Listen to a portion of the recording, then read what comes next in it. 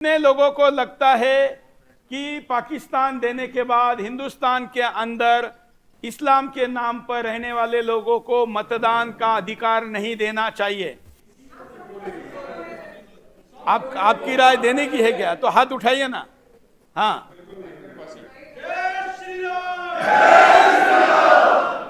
इस दिशा में विचार करना पड़ेगा, ध्यान रखना। अन्यथा ये डेमोक्रेसी के कई फायदे हैं, लेकिन डेमोक्रेसी के कई नुकसान भी है।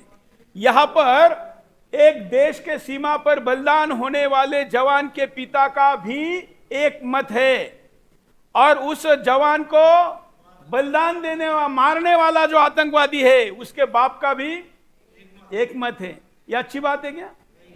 लुटेरा आतंकवादी, उसका भी एक मत है, देशभक्त का भी एक है। तो ये तंत्र के बारे में हमको सोचना पड़ेगा और नई व्यवस्था लागू करनी पड़ेगी। अन्यथा ये जो बाजार है ना, ये कुछ ही दिन का है, उसके बाद चुनाव होने की संभावना नहीं है। अभी 2024 का चुनाव है, मोदी जी ने क्या नहीं दिया? सबको दिया ना। हम तो उल्टे नाराज है उस विषय से, लेकिन फिर भी उन्होंने सबका साथ सबके विकास के नाम पर सभी को दे दिया। उसके बावजूद भाजपा को कोई कुछ दे रहा है क्या? आज उनको जीतने के लिए हफना पड़ रहा है। ये कभी भी समानता की, सबका साथ सबका विकास की बात नहीं करेंगे, क्योंकि मुल्ला उनके कान में विद्रोह भरते हैं।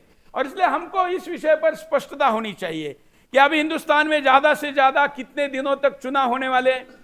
मेरा मानना है कि हिंदुस्तान में ज्यादा से ज्यादा 4 चुनाव होंगे। बहुत ज्यादा अच्छा शासक रहा अगले कुछ 2-3 चुनाव में, तो उसके बाद 5-6 चुनाव होंगे, मतलब 30 साल।